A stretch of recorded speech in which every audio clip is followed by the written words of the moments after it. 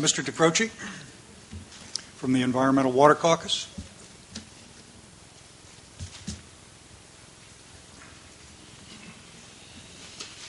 Good day, sir.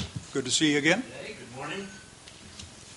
Good morning. My name is Nick DeCroce with the Environmental Water Caucus, which I'm going to refer to as the EWC from this point on. My purpose is to be here is to provide some comments on the rulemaking package, comments which expand and amplify what we have previously submitted. The EWC's overall critique of the Delta Plan process is that it still lacks three critical analytical components: a water supply analysis, a cost-benefit analysis, and a public trust analysis. And along similar lines, the EWC also has deep concerns with your CEQA treatment, as you'll hear in my comments in a moment.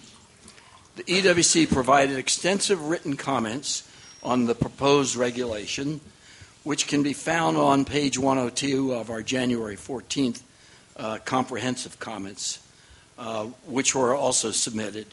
And also I'm submitting a separate document today that reflects these comments, which I've already given to Angela. Thank you. Over there. To summarize, EWC believes that the proposed regulation does not satisfy the mandate to carry out a legally enforceable Delta Plan that protects the co-equal goals as set forth in the Delta Reform Act. Indeed, the proposed regulation excludes actions that should be classified as covered actions and includes policies that fall outside the regulation's enabling statute.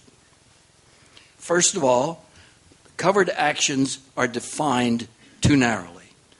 Under the definition of Section 5001, significant impacts is inappropriately defined as a change in baseline conditions. Rather than based on so-called baseline conditions, the definition, we feel, should be revised so that significant impact is measured as an absolute value. Without this change, there will be a large cross-section of actions with impacts on the co-equal goals, which will be improperly excluded from covered actions under the Delta Plan. Secondly, exemptions from the Delta Plan, sections 5002 and 5003, exceed the statutory authority provided by the Delta Reform Act. The Delta Plan's co-equal goals include economic and cultural values not contemplated by CEQA. Yet the draft regulations adopts the same exemption criteria as CEQA, but without CEQA's statutory basis for those exemptions, an impermissible conflating of the two statutes. CEQA exemption criteria may not be adopted by the proposed regulation without statutory authority, which it lacks. Likewise, statutory basis for the emergency exemption 503B2B is not contained in the Delta Reform Act, and therefore should be no emergency exemption for compliance with the Delta Plan without adequate statutory authority. Exclusion of temporary water transfers, Section 5003B2C. It is not stated why these transfers are excluded, as they would otherwise be covered actions under the Delta Plan. As we all know, temporary transfers can be very large, can reoccur for consecutive years, giving them the impact of a permanent transfer. This exemption for temporary transfers exceeds the statutory authority for the Delta Plan and should be removed. Reduced reliance on the Delta, Section 5005. Throughout the proposed regulation, but particularly in regard to reducing reliance on the Delta, a lack of measurable results, meaningful performance measures, undermine the legitimacy of consistency determinations within the Delta plan. Without quantifiable assessments in the consistency determination, the plan will not be legally enforceable. If the project does not make a quantifiable improvement in achieving the co-equal goals, then it should not receive a consistency determination. Violations of CEQA and public trust doctrine, section 5005E. The regulation, including calling for improved Delta conveyance and operations, and optimized diversions in wet years, cannot be lawfully adopted because there has been a failure to comply with CEQA for all the reasons set forth in our comments pertaining to the recirculated PEIR. The regulation calling for improved, meaning new conveyance, also cannot be lawfully adopted because there has been failure to perform the cost-benefit and the public trust analyses to ensure protection of the Delta.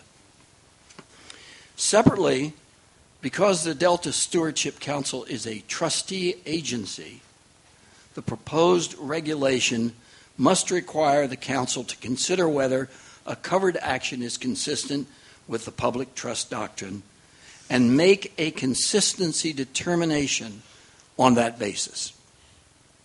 The Council must make a consistency determination that is a ministerial duty which the Delta Stewardship Council must fulfill when judging a covered action.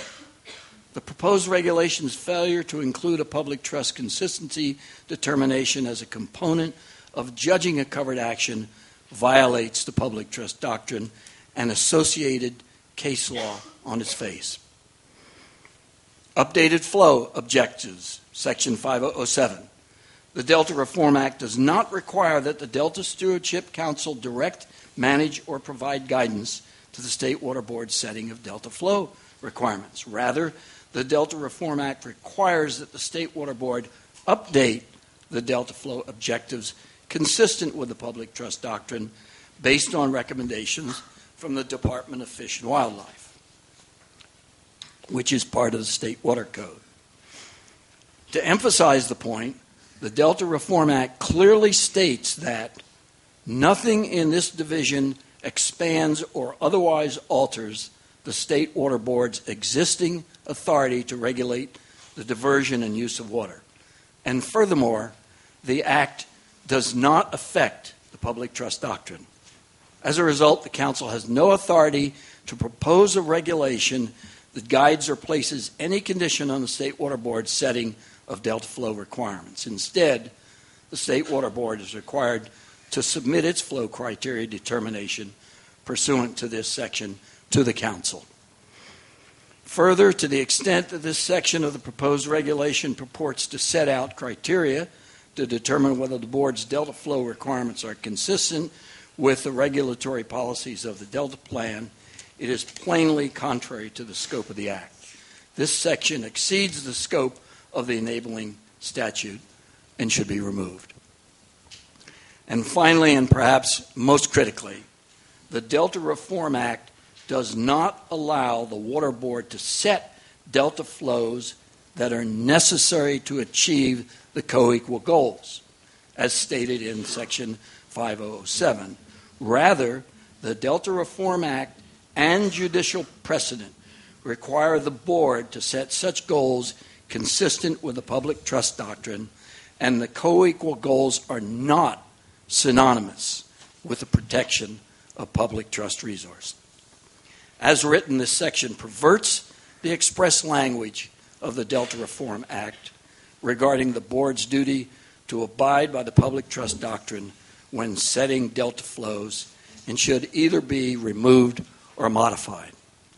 Thank you very much for letting us present our contrary comments, and I've given a copy of those, as I mentioned, to Angela. Thanks.